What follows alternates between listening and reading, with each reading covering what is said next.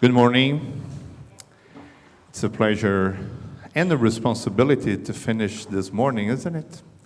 To have the opportunity to be with you all once more, to tackle a little bit of what we have been seeing this morning, this high-level panels that we have achieved until now. I believe that we're able to attract us in so many different levels that try to combine our mission to make this agenda feasible and be able to be implemented in the territory. So if this concept is the concept that we are trying to achieve, to see that the climate agenda, that is the sole basis of a whole concept of an implementation and action agenda that all of our organizations are trying to implement, I believe that would be so interesting to have your perspective in that sense, to see and to perceive from your eyes and your words what's going to be the opportunities that we are facing right now in terms of implementation. And so I think once and again, our panel here present, I'd like to emphasize and to remind what Niels had told. We're going to have some of the speeches be done in Portuguese, so if you need it, please take the opportunity to use this time right now to take your equipment.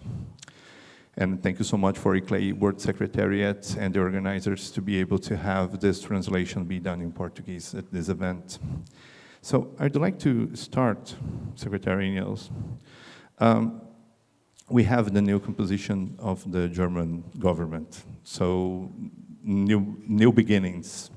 Considering the new beginnings that we have so far, how do you perceive the implementation of the new indices considering this multi-level perspective that we are tracking this morning? Yeah, well, thank you. Okay, thank you.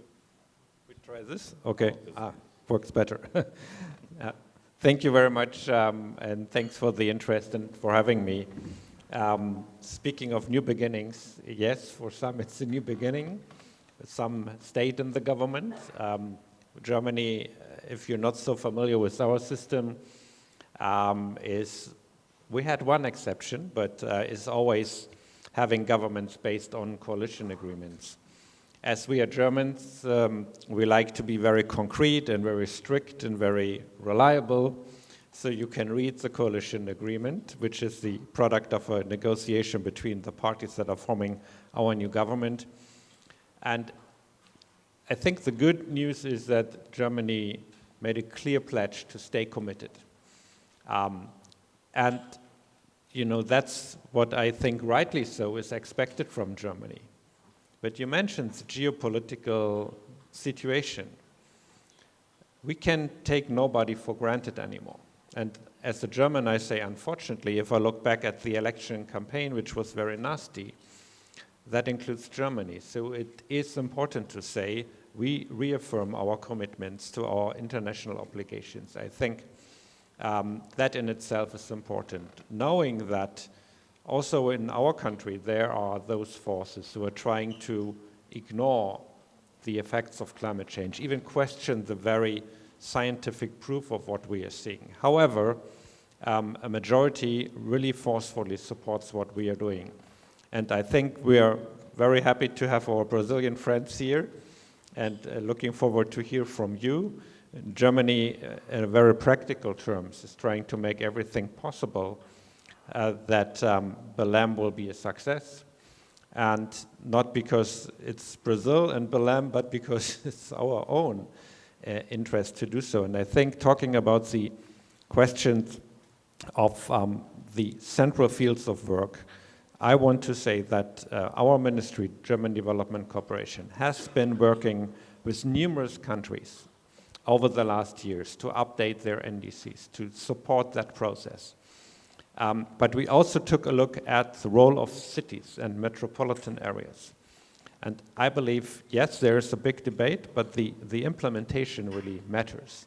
And that's why we have been supporting the Daring Cities and the CHAMP initiative. We intend to do that. I myself, I'm from a big city, from Hamburg, and I think the level of ambition of city governments to implement the Paris Agenda is crucial for our success. Now, not every city has the same implementation capacity as a prosperous city that we are in here in the Köln-Bonn metropolitan area or my hometown, Hamburg. So we need to support cities and encourage local governments to allocate the necessary funds, also to support and financing, but really to shed more light on that. And I think that being both federal republics, if you will, I mean, you have a different system, but Brazil also has that federalism enshrined in its DNA. Maybe it's really a perfect match, and we are very much looking forward for doing that. However, last sentence, we don't underestimate the challenge for the negotiators, for the conveners, but also the challenge for us. Because if you would have come to Germany like 5-6 years ago, the climate agenda was very strong. It was a priority. Today, we need to fight. Also, to give enough attention to the topics that are, I think, all uniting us here these days in Bonn. Thank you, Secretary. And I believe that when you, first of all, you get the best segue to talk about federalism in terms of the two countries that we are specifically talking about, Brazil and Germany, but also the way in which you perceive that something that during the debates the whole week here in Bonn, during every space that we have been achieved, our agenda, how geopolitics have changed so much in a moment that we so much need to focus on implementations, to be together, to be working as one in a fundamental direction that we need to move forward. How this process has been actually in the global stage, being not only demise in some cases, but for sure to be in a really rough path. Fantastic that the German coalition in this government was able to continue the path, but trying to emphasize how difficult it is to have this focus. And Philip, I believe that when we're talking about working together, this perception of how we can use multi-level in that question of how gonna implement the Brazil presidency, talking specific not only during the NDCs about climate federalism, that for those that are not from federal countries could for sure be interpreted as a multi-level call of action of implementation of the climate agenda, but specifically in this past weeks, month, the concept of mutirão, of this bottom-up and transversal process to go ahead with this agenda calls a lot in our sense of implementation territorially. Your position combines in that way. It's not every COP that has an special envoy that try to deal specifically with the local team. So we not only appreciate and recognize Brazilian presidency in that sense, but would like to listen a little bit about what your concept of this pathway that the Brazilian presidency is trying to demonstrate by its actions concerning multi-level engagement towards the COP30. Thank you, Rodrigo. Thank you so much for this opportunity. I think, we have to look at this process both as an opportunity and as a risk as well. I start with the opportunity. I think it's absolutely great that, the opportunity comes with starting with Brazil being the host country of COP. I think it's very interesting the fact that the COP is being realized in Belém, a city in the middle of the forest. And as André, the president of COP, made a statement right in the beginning of his nomination, he said, this is a COP in the forest, but it's not only about forests, it's about cities. So this is the early start of his engagement as a president. So this is very important. The opportunity comes also, I'm a strong believer of institutions, of course, but I also believe in the role of people. And then the role of people starts with André, who's a guy who's very sensitive to cities, to architecture, and he's absolutely engaged in the implementation issue of the urban agenda. Second, in terms of people, you have a minister of cities who's absolutely engaged. We have the luck of having a Ministry of Cities in Brazil, and the Minister of Cities absolutely engaged with the concern of implementation agenda as well. And third, third but not least, we have Ana Cláudia Rosbach, who is a Brazilian, who heads this UN entity called UN Habitat, who is also incredibly engaged in all this conversation about implementation. Well, I jumped into the risks. What are the risks? We are under threat, of course. The multilateral architecture is under threat for reasons that I do not need to explain.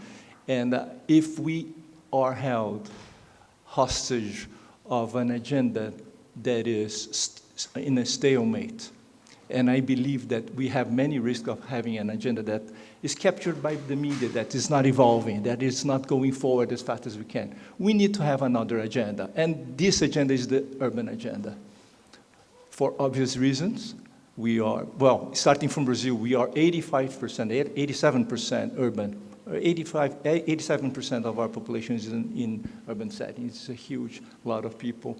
And of course, we are at the front line of disasters, starting with Porto Alegre that you all see in the media. So it was a terrible thing.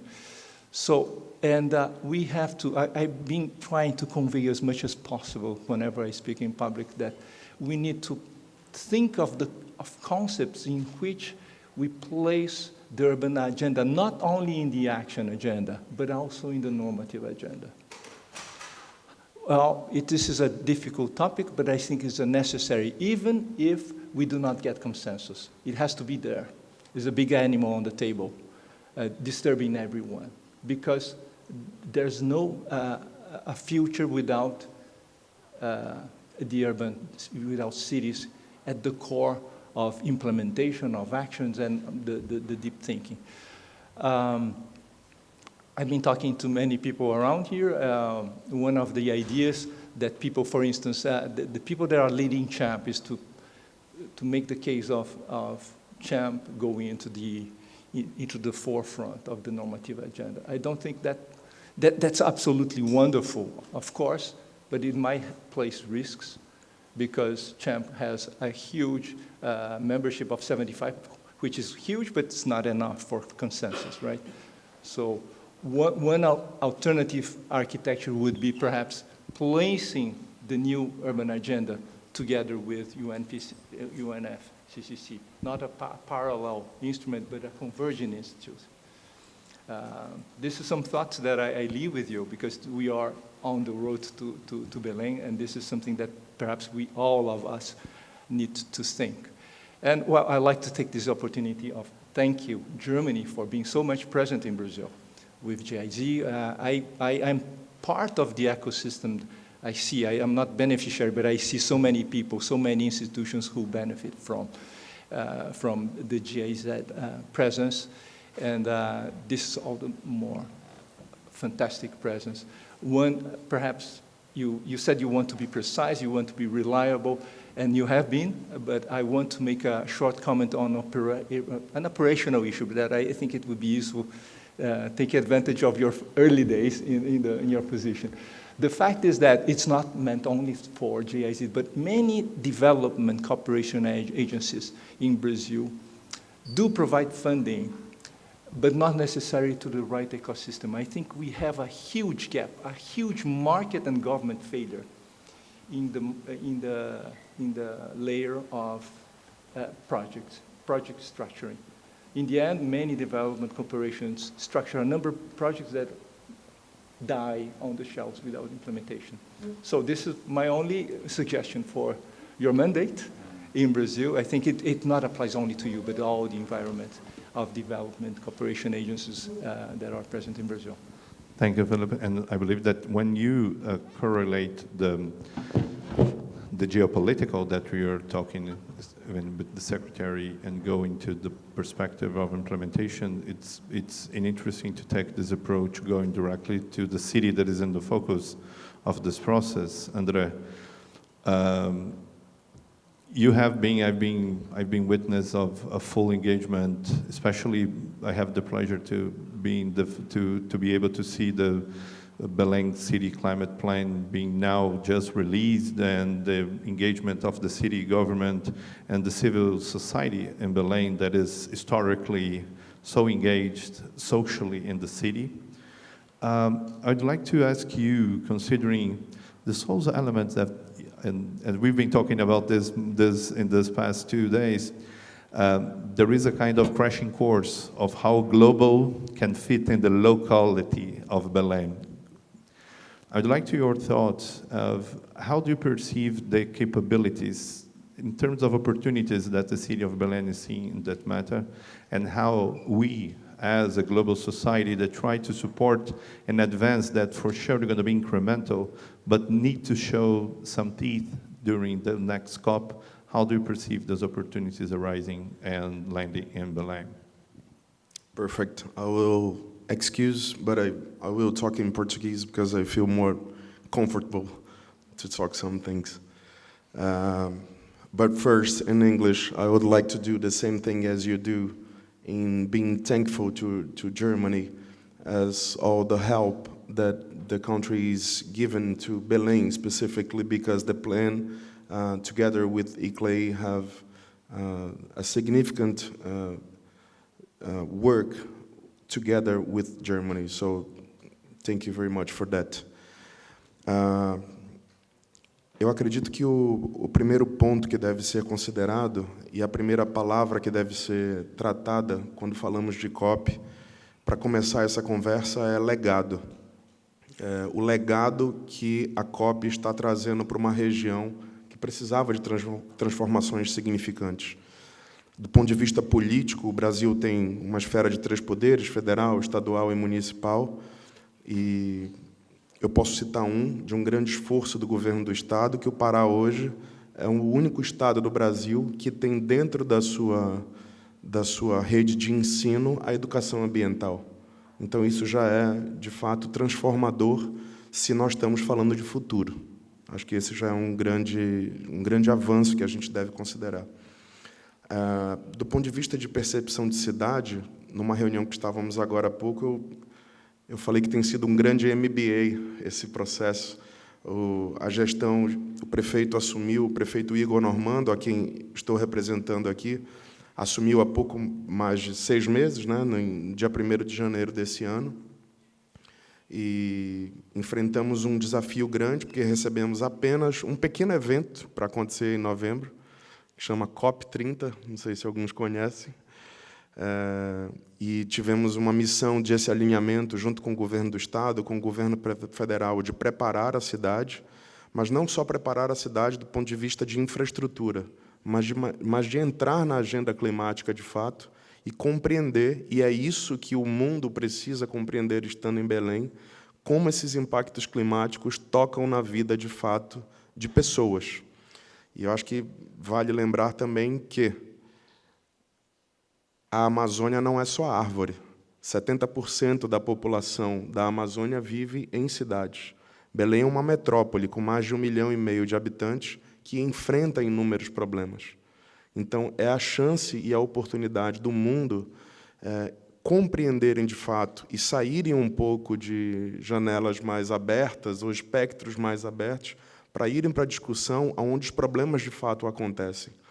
E, como o Felipe falou, e eu disse há pouco também, acho que nós temos uma oportunidade única, junto com o governo federal, de ter um Ministério de Cidades e ter um ministro que é paraense.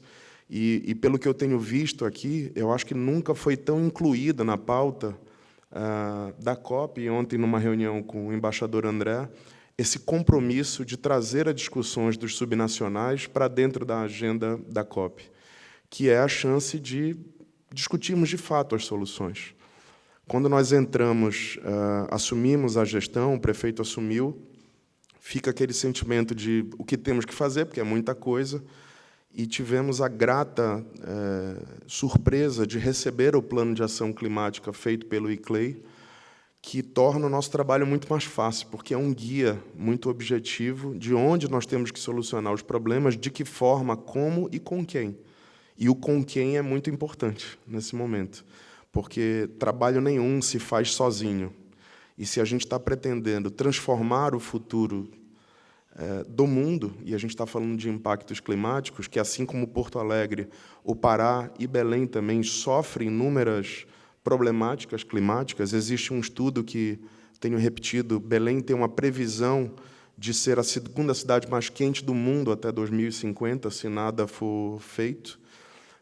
Para surpresa de alguns, apesar de ser uma cidade na Amazônia, é uma cidade pouco arborizada, que é fruto do subdesenvolvimento e do desenvolvimento desordenado das periferias, principalmente.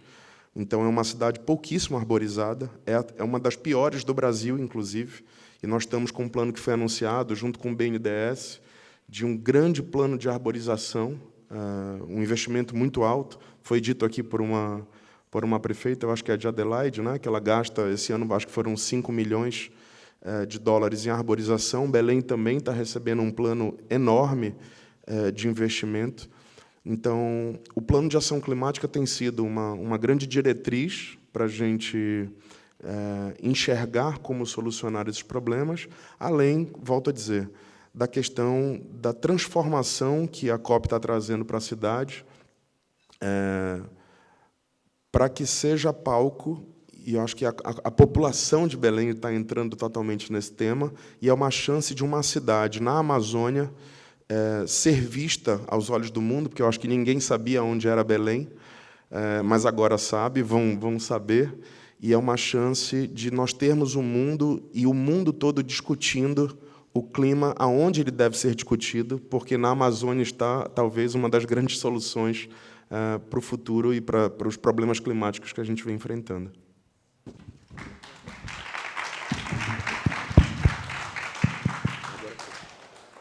Thank you, André.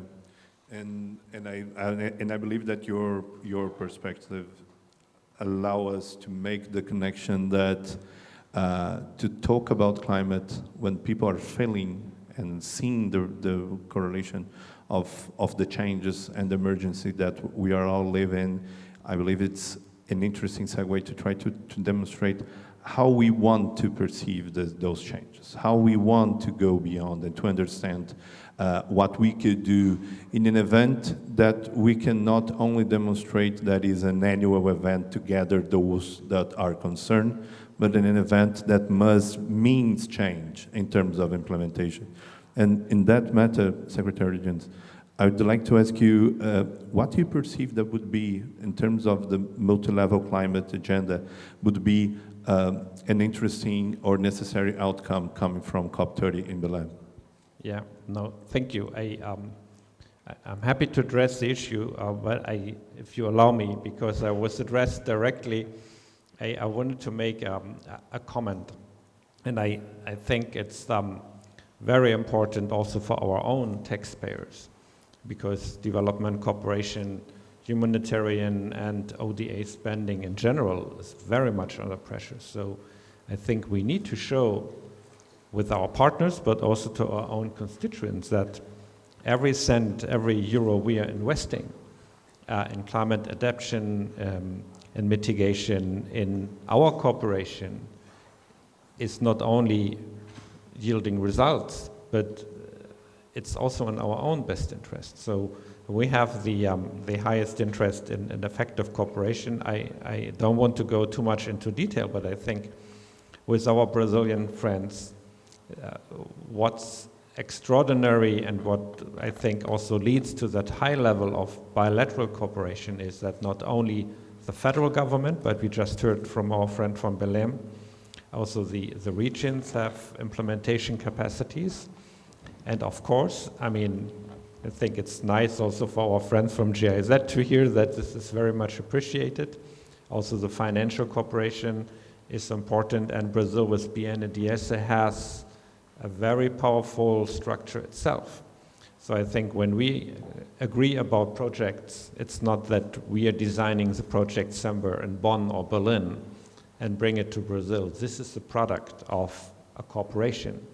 And in many cases, and it's the way it should be, I mean, the local leaders know best where the money should be implemented. And another comment that I really wanted to make, because I could very much relate to what our friend from Belém just said.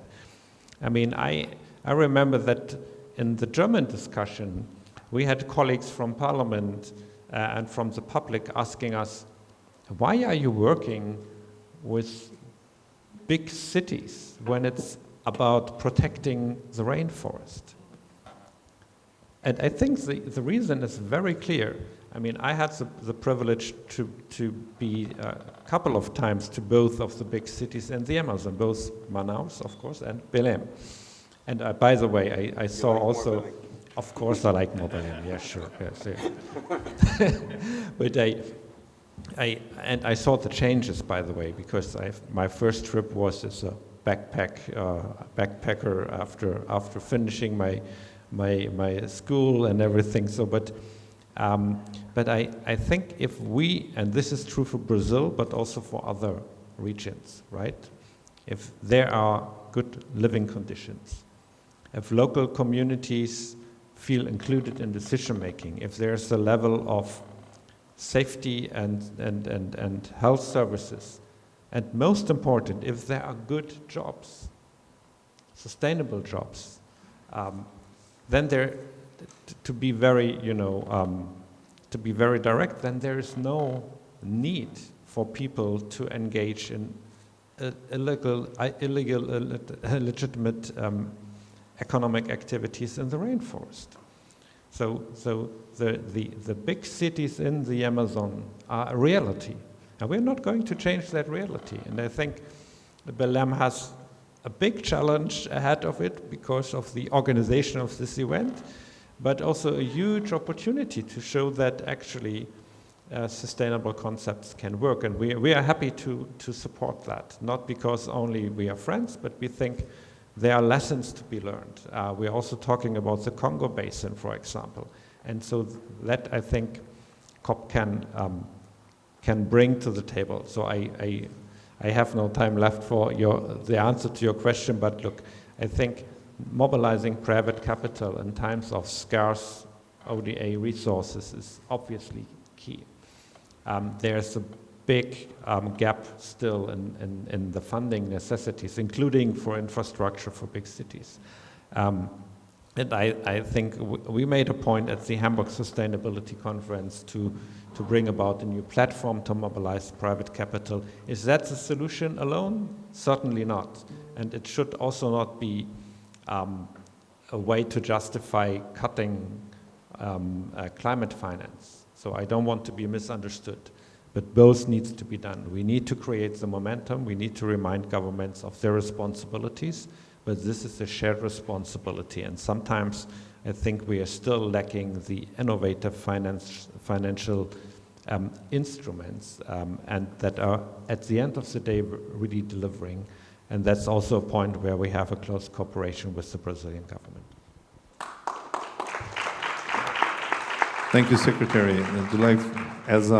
As we call, as an ICLEI, as someone that here in the organization always trying to emphasize that when you talk about those elements of equity, we try to interpret that our agenda needs to have one of its axes that's talk about inequality, how we can be more focused in people and people's capacity to be engaged in the different aspects of what sustainability is. So thank you for the powerful message. And Philip, considering your last, now we are for the final cycle of our observations here of this panel. We're going to have full 2 weeks for COP30. And then we're going to, during this full 2 weeks, sometimes people say that, no, we're going to have 1 day for cities and local governments, or you're going to have 1 day for one specific topic or agenda. We always sustain that we need to have the full agenda thinking about how we're going to implement locally. How do you see that we're going to have opportunities to have this kind of conversation all along the 2 weeks of the COP, and what you would perceive as well of something that could come, considering the Brazilian presidency perspective, that could come from this engagement in Belém during those 2 weeks in November? Yeah, I think you will have a huge opportunity in Belém to develop a different access. We have 6 pavilions devoted to each different topic. And again, I come back to what I think it's very important that during this week, we develop as much as we can the action agenda, but also we come forward with something for the normative agenda as well. This is very important. We have to devote our brains now to think what can be inserted into the normative agenda, because this is where the risk is, the major risk to the whole system, I think, to the survival of multilateralism in climate policy. I think this is the most important thing that I expect for the 2 weeks. And now, if you allow me, I would like to also comment Secretary Annen's comment, because I might have framed my concern in an appropriate way. What I meant, and I give you an example. In Brazil, we have a set of multi-billion funds devoted to forest and to climate mitigation and so on and so forth. The managers, the fund managers, they have a huge difficulty in allocating these funds. Why? Because there's a lack of bankable projects. And then, in this sense, that was what I meant. It was not to make a critique, but an ask for help in the sense that in the capacity building processes that we all try to develop in Brazil, we all devote energy to that market failure, to fulfill that market failure in bankable projects. We don't have that. So you see all these fund managers desperate in trying to find projects that they can allocate, and then sometimes they just allocate anywhere. And this is terrible for the fund, for the capital reproduction system. So this is what I meant when I asked for your help in reality. And criticism is fine. No, Philip, thank you. And thank you. And I believe to reinforce your consideration regarding how we're going to be fundamental to have concrete advance considering everything that the multilateralism is passing by in this past years, and how things are not going to be easier in the time to come, and how we need to get concrete elements to advance our agenda. And we sustain that the urban agenda is one of the agendas that we need to make in some focus centers to be connected to implementation. Thank you so much for your perspective. And to close this round of questionings and debates and conversations that I'm really happy that we're able to achieve, I'd like to find a comment from you, André. You started your pitch a few minutes ago talking about legacy and talking about how hard it is for a city that has so much to try to achieve for its citizens to face this event, but the opportunities that are related to it, I believe that you start to demonstrate, and how you are trying to achieve, and of course to have a new city government that just started 6 months ago, and to have the event being occurred in plus 5 months, it's not an easy task for sure. I'd like your vision of, okay, what's going to be the legacy that you envisage for the years to come? When you're talking about, okay, we know that we are not the city A or B that people may connect, that's going to be like an event center for this kind of, and maybe a too big event for us to do annually. That's some critics that even the Brazilian government is talking about. It's something that we need to face for sure. But what do you see as the legacy that you envisage as the city of Belém going forward beyond COP30? Rodrigo, acho que o primeiro, vou fazer algumas provocações que naturalmente reverberam, é que a COP no Brasil e em Belém não é uma oportunidade só para a gente, é uma oportunidade para o mundo. porque Belém pode se tornar, inclusive, um grande pavilhão de feira, eu digo, a céu aberto, onde empresas, organismos internacionais, ao invés de participarem de grandes feiras em grandes salões refrigerados, podem contribuir e mostrar naturalmente como suas soluções funcionam e são capazes de, acima de tudo, transformar vidas.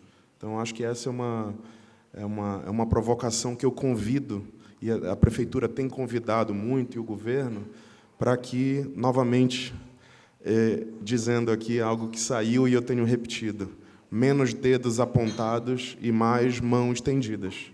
Né? Nós precisamos de mais mãos estendidas e menos dedos apontados. Acho que esse é o grande ponto. Do ponto de vista de infraestrutura, que muito tem sido dito, acho que também vale uma avaliação, que se o ponto central é discutir hotel ou tipo de acomodação, talvez está na hora da gente rever a missão da COP, de fato. Eu não tenho absoluta dúvida, e ninguém tem a dúvida, de que nós vamos ter a capacidade de receber todos que vão para lá. Talvez não com todo o luxo ou com toda a expectativa que, às vezes, existe em outros centros, mas vamos receber sem esconder problemáticas, mas do nosso jeito. Até porque, também, Belém tem não sei se todo mundo sabe, mas Belém tem uma das maiores procissões religiosas do mundo. Todo segundo domingo de outubro, são mais de 2,5 milhões de pessoas andando pelas ruas de Belém. São mais de 80 mil pessoas, segundo os dados oficiais, que nós recebemos, pessoas para ver e viver o Círio de Nazaré. Receber um grande evento já faz parte da nossa história há 300 e alguma coisa anos, que é o número de círios que já existem. Então, isso não é uma problemática para a gente, mas eu acho que é exatamente por essa questão que Belém foi escolhida.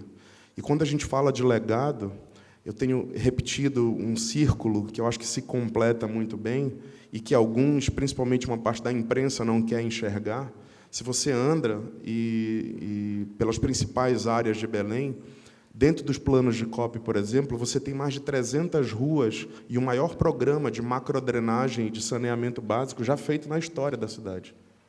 E isso está dando dignidade de vida para as pessoas, que antes tinham as suas casas.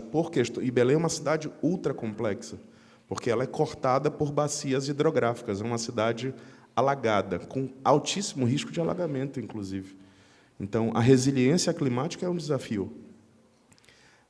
Então, o legado de transformação, o que o governo do Estado, o governo federal e o governo municipal têm feito, por exemplo, para capacitação de mão de obra, ensinando inglês, capacitando equipes de serviço, que hoje saem das suas casas, com a sua casa com asfalto digno, com a sua casa com saneamento básico atendido, entrando num programa de mobilidade que está totalmente sendo refeito para receber um evento como esse, isso é um legado de dignidade, de transformação de vida que precisa ser enxergado e não pode nunca ser esquecido. Acho que, então, assim, o que está acontecendo numa cidade como Belém, eu volto para o ponto inicial, é a chance, inclusive pelos desafios de construção civil, de infraestrutura, de preparar em tão pouco tempo uma cidade para receber um evento de um tamanho desse, é a oportunidade de mostrar como soluções inteligentes de moradias... Belém tem mais de 40 ilhas que compõem Belém. Tem mais de 40 mil pessoas morando em ilhas. Como você leva soluções de energia, de conectividade, de mobilidade, de saúde, para poder deslocar pessoas que estão do outro lado do rio e que vivem do que hoje a gente chama de economia, de bioeconomia, mas que há muito tempo essa bioeconomia já existe na vida dessas pessoas. Elas vivem da floresta. E é um momento de levar uma provocação de como elas podem viver da floresta de forma muito mais sustentável. Belém tem o nosso ouro, né, que nós chamamos o Pará, que é o açaí. Muita gente vive do açaí. E está do outro lado da ilha. É muito próximo da gente. Então, o legado que está sendo deixado para a cidade e para outras cidades, sem sombra de dúvidas, é incrível. Mas, para concluir, eu queria roubar um minutinho só para dizer que muito tem sido dito sobre a cidade de Belém. A expectativa que o nosso povo e que 1,5 milhão de pessoas estão vivendo para receber cada um de vocês que estão aqui e outros tantos que estão nesse prédio aqui ao lado é enorme, gente. A gente está se preparando realmente para receber esse evento. E eu convido vocês a não, eu não diria não acreditar, mas buscar entender uma outra Belém que não é a que está sendo, às vezes, apresentada e dita. É uma Belém de pessoas que tem um povo extremamente acolhedor, que talvez não tenha a infraestrutura que outros lugares têm, mas tem um povo que mora e que vive naquela cidade amazônica e que é reconhecido por quem já foi em Belém pelo acolhimento, pelo calor, pelo sorriso, pela receptividade que o nosso povo tem. Então, da melhor forma possível, a gente vai receber, de uma forma muito orgulhosa e transformadora para a cidade, para a Amazônia e para a região, todos vocês. E nesse convite, Rodrigo, eu prometo que é 1 minutinho. Eu queria uma oportunidade de mostrar um vídeo para vocês, que é uma outra Belém, que talvez muitos de vocês não estão recebendo a informação, mas que é a nossa Belém, a verdadeira Belém, uma cidade da Amazônia, e que eu queria muito que, nesse 1 minuto, vocês pudessem ver um pouco e viver essa cidade tão potente e que tem tanto a entregar para todos vocês. Obrigado, pessoal. Não só pela imponência de suas árvores ou pela força dos seus rios, Belém é movimento, é lugar de gente calorosa, é onde os ritmos te abrem as portas do coração para sentir a Amazônia, é onde os sabores são ancestrais, onde te dá fome de conhecer, de ver de perto, de experimentar e de aproveitar tudo o que tem para oferecer. Belém é muito mais do que um destino, é o seu destino. São paisagens que se renovam constantemente. São muitos os lugares para conhecer. Aqui você vai encontrar patrimônios, arte, cultura e criar laços com uma história que tem tradição e fé em sua identidade. É em Belém que você vai se encontrar, pois todos os caminhos te levam a um lugar diferente para você chamar de seu. Belém tem de tudo, e é tudo de bom, só falta você.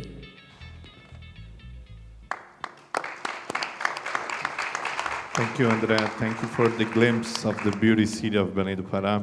And I would like to, as we finish and we wrap up this morning, to thank our panelists here present that I believe that make an encapsulation of the debate that we have this whole morning, try to emphasize the pivotal moment that we are facing in our agenda, the pivotal moment that we are facing to try to create some sort of coherence in our perception of how our climate agenda connects to the local and how this needs to be connected to a direct implementation.